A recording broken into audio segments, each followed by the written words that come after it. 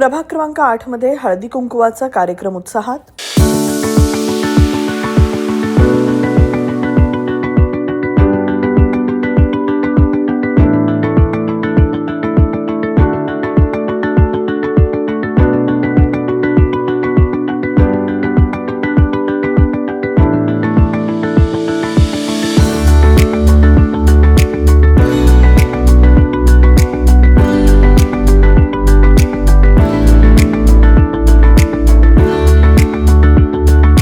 सोलापूर महापालिका सार्वत्रिक निवडणुकीच्या पार्श्वभूमीवर प्रभाग क्रमांक 8 मधील भारतीय जनता पक्षाच्या अधिकृत उमेदवारांच्या प्रचारार्थ चौडेश्वरी मंगल कार्यालय इथं हळदी कुंकवाचा कार्यक्रम उत्साहात पार पडला। या कार्यक्रमास भारतीय जनता पक्षाच्या शहराध्यक्ष रोहिणीताई तडवळकर प्रमुख पाहुणे म्हणून उपस्थित होते।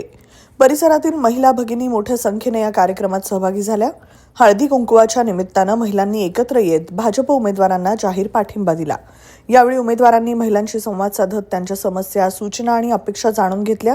कार्यक्रमात बोलताना महिलांच्या सक्षमीकरणासाठी आणि प्रभागाच्या सर्वांगीण विकासासाठी भाजप कटिबद्ध असल्याचं सांगण्यात आलं। या हळदी कुंकवाच्या कार्यक्रमामुळे प्रभागात भाजपच्या प्रचाराला चांगलीच चालना मिळाल्याचं चित्र दिसून आलंय। आमच्याकडे डाटा आहेच आहे, आमच्याकडे सगळ्यांची नाव आहेत। हात नाही वर केलं तरी आमच्या आम्हाला माहिती आहे कोणाकोणाचे कामं करून दिले लाडकी बहीणमध्ये। हात वर करा बघा, हो जरा व्हिडिओ करा बघा। याच्यात 80% माझ्या भगिनींना लाडकी बहीण योजना मिळते, हो की नाही? आतापर्यंत तुम्हाला कोणी पैसे दिले होते का? दिले होते? काय दिले नाही? माझी ताई सन्मानाने जगली पाहिजे। तिला स्वतःच्या खर्चासाठी तिच्या स्वतःजवळ तिच्या स्वतःला आवडती साडी घ्यायची असेल, मुलाची फी भरायची असेल, मुलीला गरजेला पैसे द्यायचे असतील, त्याच्यासाठी तिला सन्मानाची भाऊबीज म्हणून आमच्या देवेंद्र फडणवीसांनी तुमच्यापाशी या 1500 रुपये कधी देतात? दर महिन्याला। नवरा जरी तुम्हाला 1000 रुपये दिले तर 10 वेळा विचारतोय काय खर्च झाला ग? तुला मी 1000 रुपये दिले होते, होय काय खर्च झाला, कशात पाहिजे तुला 1000 रुपये? विचारतो का नाही? मला तर माझा नवरा विचारतो बघा। तुम्हाला विचारतो का नाही माहिती? विचारतो का नाही? मला विचारतो सकाळी 1000 रुपये दिले होते, काय खर्च केला दिवसभरात? मग आपण आपल्या त्याला सांगतो हे आणलंय ते आणलंय ते आणलंय, म्हणजे 800 रुपये झाले, अजून 200 रुपये कुठे गेले? ते आपल्याजवळ लपून ठेवलेले असतात, त्याच कधीतरी द्यायला होय की नाही? मग ते 10 वेळा विचारतो। आज विचारतो का नवरा तू 1000 रुपयाचं काय केलं? ते स्वतःचे पैसे आहेत ना माझे, त्याला हिशोब कशाला द्यायचा? तू कुठे दिलं होतं मला? नाही, उलट तुम्हालाच विचारतो तुझ्या खात्यावर काही पैसे शिल्लक आहेत का? मला थोडी अडचण द्यायचंच काय? आज आपल्याला हा सन्मान दिला, गमतीचा भाग सोडून द्या। हा सन्मान कोणी दिला? देवेंद्रजींनी दिला। आज सगळ्यांना सांगताय तुम्हाला लाडक्या बहिणीची योजना आम्हीच आणली, लाडक्या बहिणीची योजना आम्हीच आणली। काल तुम्ही जर सभेला आला असता तर देवेंद्रजींनी सांगितलं जोपर्यंत देवेंद्र फडणवीस मुख्यमंत्री आहे तोपर्यंत ही योजना बंद होणार नाही।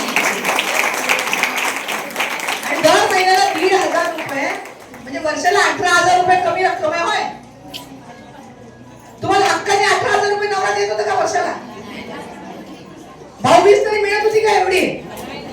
भाऊ 100 वेळा विचार करतोय बहिणीला यावर्षी साडी दिली तर पुढच्या वर्षी बायकोला विचारतोय देऊ का ग साडी? यावर्षी मागच्या वर्षी तरी दिली होती की आता काय फरक आहे? यावर्षी काहीतरी द्या आपल्याला तरी, कुठे आपल्याला मुलाचा एवढा खर्च झालाय, मुलीचा एवढा खर्च झालाय, द्या की पुढच्या वर्षी, आता कशाला देताय असं म्हणते लगेच बायको बहिणीला देताना। आणि स्वतःला देताना विचार करत नाही 1000 साडी आपण काय येते 1000 असं म्हणतो लगेच।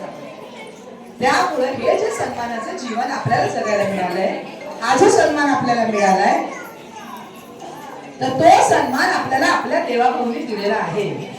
मग आता मत कुणाला द्यायचंय? कुणाला मत द्यायचंय?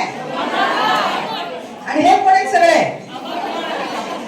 हे सगळे आमचे कमळाचे उमेदवार आहेत। नाव लक्षात नाही राहिले तरी चालेल, यांचं चिन्ह लक्षात ठेवा।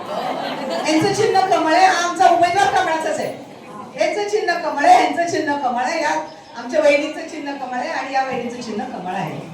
या दोघी पण माझ्या वहिनी आहेत। या आमच्या नवीनची बायको आहे आणि आमच्या बिपिनची बायको, आणि आम्हाला माझा धाकटा भाऊ आहे।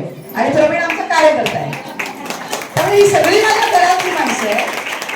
कारण हा माझाच वॉर्ड आहे, त्यामुळे हे माझ्या घरातली माणसं आहेत आणि माझ्या घरातल्या माणसांना मत देण्याची विनंती करण्यासाठी मी तुमच्याकडे आहे. आपण आपल्या परिसरात राहतो, फक्त आपल्या परिसरातली आपल्याला माहिती असते की बाबा इथं फोगारी गल्ली आहे, वरती कालिका मंदिर आहे, तशा खाली मारुती गल्ली आहे. आपण राहतो तेवढा आपला परिसर आपल्याला माहिती असतो.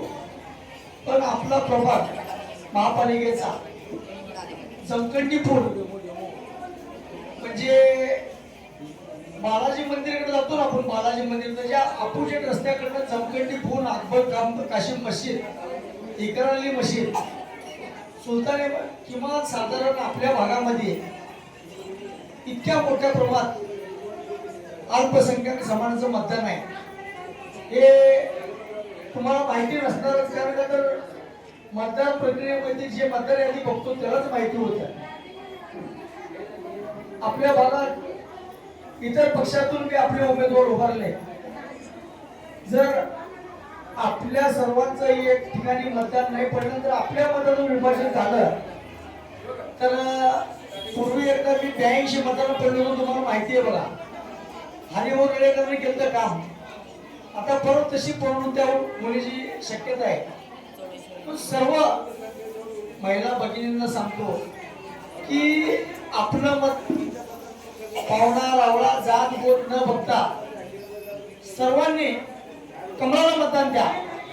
कारण का जर असं नाही झालं, आपलं जर 200-300 मतदान जर आपल्या जवळचा पाहुणा नातेवाईक आहेत आपल्या इथं राहतो आपण त्याला मतदान केलं आणि जर आपल्या भाजपच्या उमेदवाराला तेवढे मतं कमी पडले तर परत पश्चाताप करून ती परत येणार नाही. पण सर्वांना सांगण्याची एवढीच कळकळीची विनंती आहे, येणाऱ्या 15 तारखेला एकही मत आपलं वाया न जाता सर्वांनी भाजपच्या कमळाच्या चिन्हावरती मतदान करून पॅनल टू पॅनल 4ही मतदान कमळावरती करून 4ही उमेदवार भारतीय जनता पार्टी निवडून आणावे. मागच्या वेळेस आपण 4ही उमेदवार निवडून आणला, तुम्ही बघत सगळ्या परिसरात विकास झाला. कधी कुठल्या नागरिकाला कुठल्या अडचणी बसल्या नाही, विकासाला निधी कमी पडला नाही. म्हणून तिथं वॉटर लाईन, रस्ते, ड्रेनेज, लाईट, घंटागाडी, कचरा, फवारणी, धोरवणी, DDT, पावडर, ज्या काही सुविधा होत्या या 5 वर्षामध्ये 4ही नगरसेवक आपल्या भाजपचे असल्यामुळे आपल्या सगळ्या सुविधा मिळाल्या. ह्याच्या पुढे देखील आपल्या एखाद्या भागात जर आपला नगरसेवक नाही आला तर त्या भागाला विकासापासून वंचित राहावं लागेल. ही वेळ येऊ नये म्हणून 4ही मतदान आपण कमळाला करावं. जे आपले शेजारी पाहुणे रावळे कोण नातेवाईक या प्रभागात राहत असतील अथवा प्रभागाच्या बाहेर राहत असतील तर सर्वांनी कमळाला मतदान करावे एवढी